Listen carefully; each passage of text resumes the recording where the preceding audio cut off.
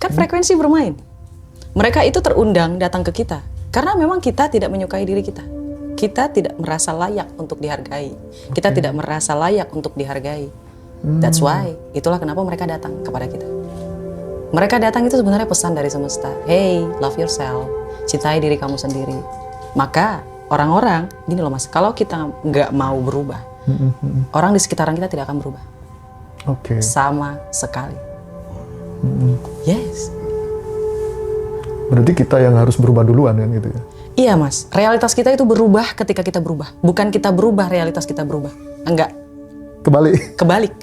Orang anggapnya dunia berubah dulu. Oh aku sukses dulu, maka aku bahagia. Oh aku punya uang dulu, maka aku bahagia. Enggak kayak gitu. Kita bahagia dulu, biar rezekinya lancar. Kita bahagia dulu, biar kita lebih awet muda, biar kita lebih sehat, biar orang-orang ikut bahagia dengan melihat senyuman kita, bahagia kita. Tapi kalau mukanya murung, lalat aja takut ya. Aduh. Oke kak, kira-kira nih, sampai kapan pola hidup kita yang selalu berulang-ulang ini akan berhenti? Selamanya. Jahat ya mas ya, selamanya. Kalau kita tidak berani melangkah, bahkan 1 sentimeter aja, maka selamanya kita akan di situ. Kalau kita nggak berubah dari umur 30, umur 30 adalah dampak dari umur 20. Umur 40 adalah dampak dari 20 ke 30. Kalau misalnya yang nonton ini umurnya sudah 30 sampai 40 atau 50 dan tidak memilih untuk berubah, maka that's it.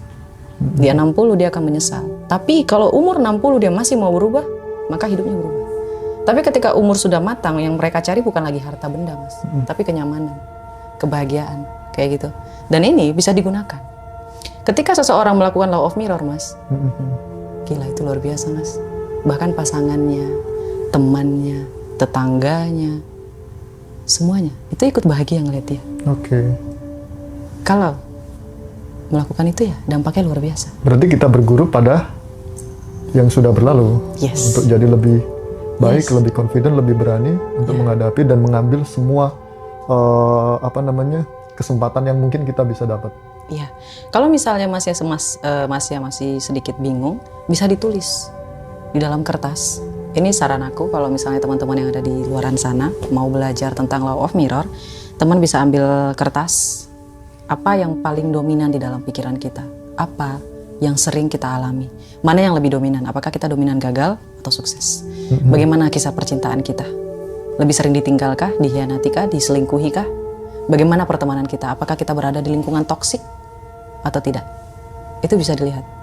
Kalau misalnya lingkungannya toksik, terus sering ditinggalkan selingkuh, terus keluarga nggak baik, terus rezekinya seret, coba lihat, look at yourself, lihat dirimu sendiri, berarti ada yang salah di situ.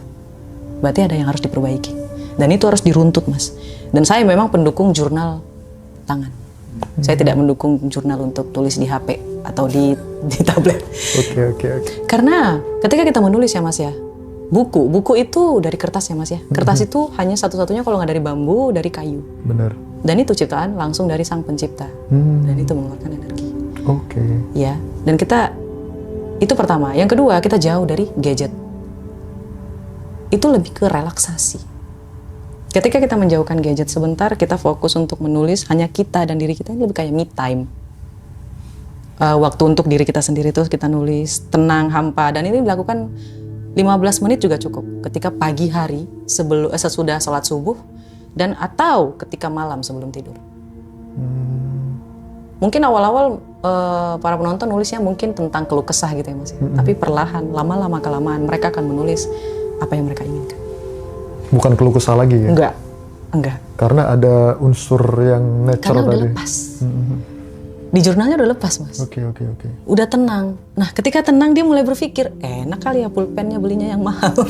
Enak kali ya bukunya yang mahal. Enak kali ya AC-nya yang lebih ini biar enak gitu, nyaman nulis gitu loh mas. Jadi kayak secara natural kayak naik kayak gitu.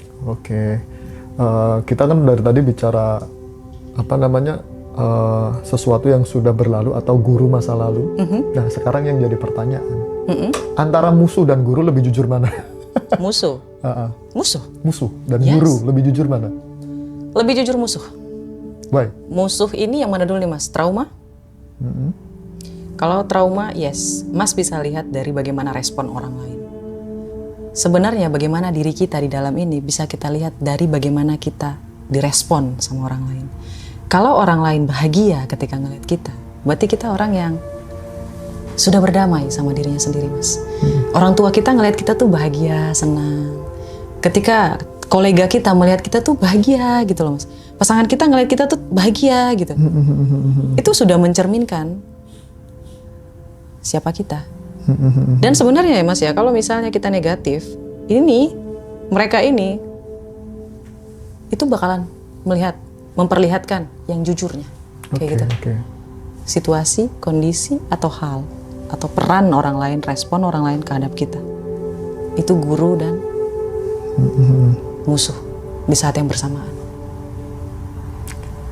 Lalu dengan kita bicara lanjut nih, masalah orang kan banyak yang berkata saya ini menderita, jadi dari kecil kita diajarin untuk jauh dari penderitaan. Tapi sebaliknya, penderitaan yang lebih dekat dengan kita, kok bisa seperti itu? Iya, karena kan identitas lamanya bilang aku ini menderita, aku terlahir miskin. Sudah keluar-keluar dulu. Iya. Dan direspon gitu. Mungkin seperti itu. Yes, dan nervous systemnya itu nggak suka kalau dia kaya. Mas, otak kita itu adalah sahabat kita. Dia akan melakukan apapun agar kita merasa nyaman. Dia menganggap apa yang sudah selama ini kita alami dan kita merasa nyaman, itu adalah hal yang membuat kita nyaman. Mereka nggak peduli itu buruk atau baik. Nggak peduli.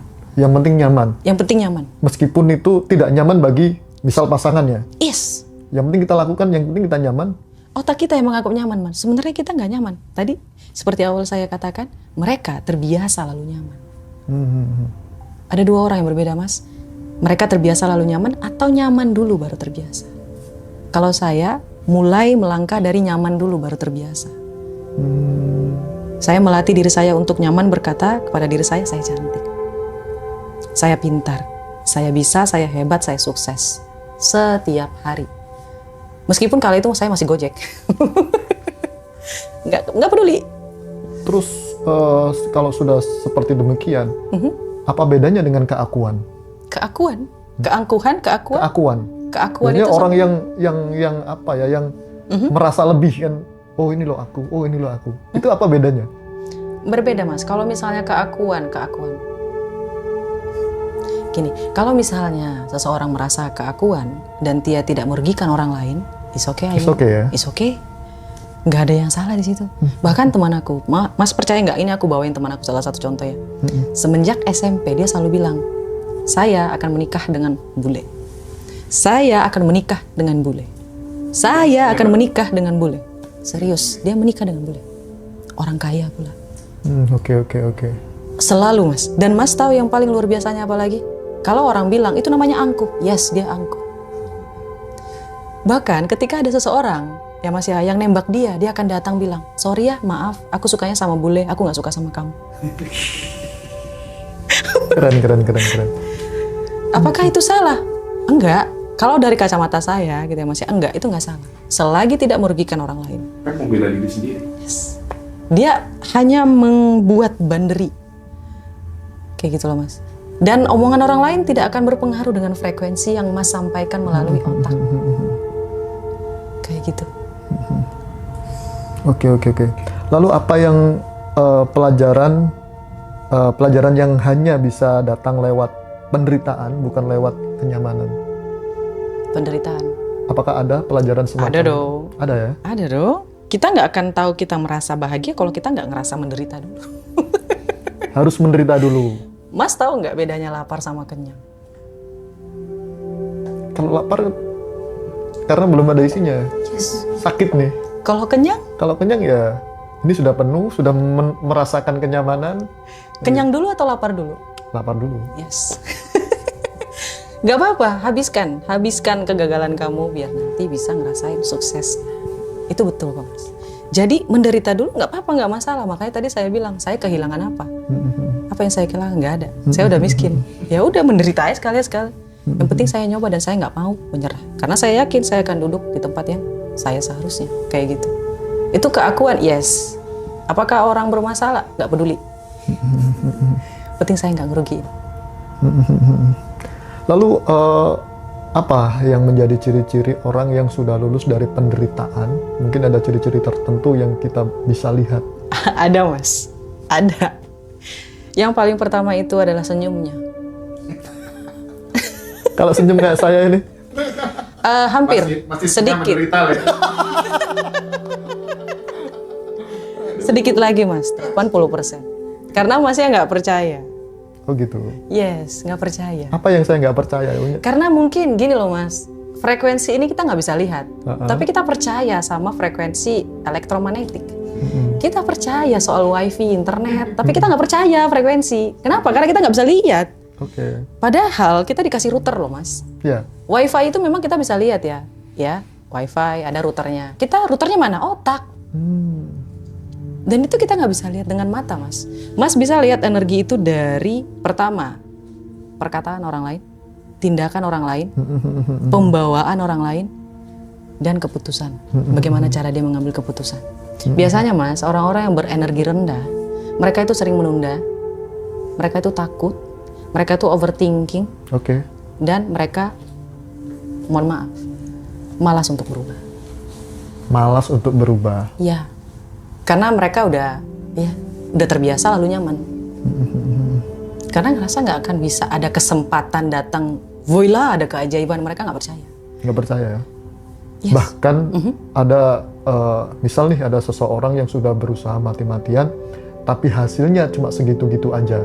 Nah, itu mungkin kakaknya bisa ngasih clue-clue lah. Untuk kenapa kok bisa seperti itu? Mungkin ada jalan keluar atau gimana? Ada Mas. Energi.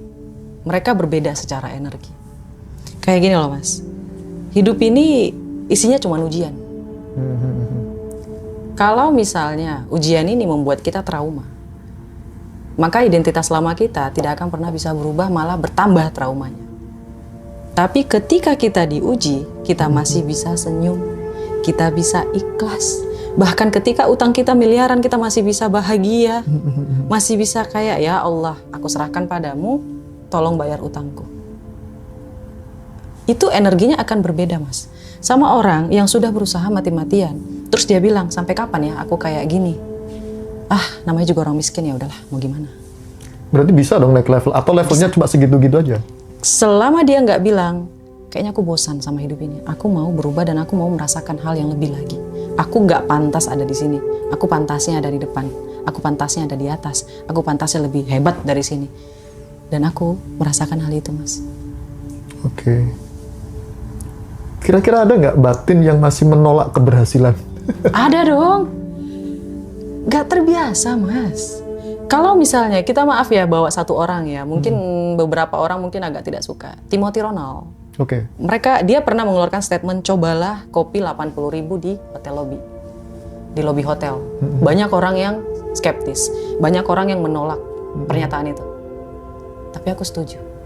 Why? Bagaimana ceritanya kita tahu kain sutra kalau kita nggak megang?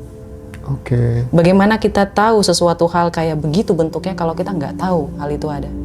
Kita merasa kita tidak mampu menjadi kaya karena selama ini kita ada di environment miskin Mas. Dan itu jadi sekat ya? Yes, ibarat ya kayak kita tuh dalam, kalau bisa diputar ulang, ini kayak katak dalam tempurung. Dia tidak bisa melihat hal yang orang lain lihat. Itulah yang membuat dia merasa dia akan miskin selalu Mas. Dia ngerasa dia nggak bisa. Karena dia nggak ngelihat. Coba, berani. Yang tadi saya sampaikan. Dan keberanian itu Mas, disukai oleh keberuntungan. Besok aku beli limosin dah. Nah, nggak usah beli Mas, coba aja dulu. Kan bisa, 1 jam. Pegang-pegang. Oke, berarti itu sebenarnya sangat penting ya bagi alam bawah sadar kita ya? Penting. Biar kita bisa mengingat. Kalau orang lain mengatakan law of attraction itu menginginkan, kalau saya mengingat Mas. Kalau Mas menginginkan, masih ada rasa skeptis, masih ada ekspektasi, masih ada keinginan, masih kayak berharap kayak gitu. Tapi kalau mengingat, itu ibarat kayak kita itu mengingat kita sedang naik mobil, mengingat kita sedang masuk ke dalam rumah impian kita, kita mengingat kita memiliki anak, kita mengingat kita pasangan kita yang bagus banget kayak gitu. Kita mengingat, bukan menginginkan. Ketika Masnya mengingat, kita nggak lagi berekspektasi karena kita tahu kita punya. Oke. Berbeda ya Mas, beda banget kalau menurut aku. Oke. Berarti itu penting ya buat treatment untuk diri kita sendiri ya. Penting Kita banget. ingat, oh ya ada mobil yang namanya Lamborghini. Oh iya ada bule cantik. Diingat-ingat apa yang kita inginkan gitu. Yes, bahkan di print loh Mas. Oh. Tempel. Tempel dimanapun Mas. Bahkan kalau ada yang jual replika McLaren, beli. Pernah mengalami sampai tempel-tempel gitu? Aku foto. Tempel iya, kalau tempel mungkin karena terlalu gede, dia butuh waktu. Dan memang saya belum pantas untuk punya itu. Karena rumah sekarang masih belum ada garasinya. Bagaimana ceritanya saya mau punya mobil tapi nggak ada garasi? Sama, kayak gitu. Kalau kamu mau mobil, siapin garasi. Belajar naik mobil.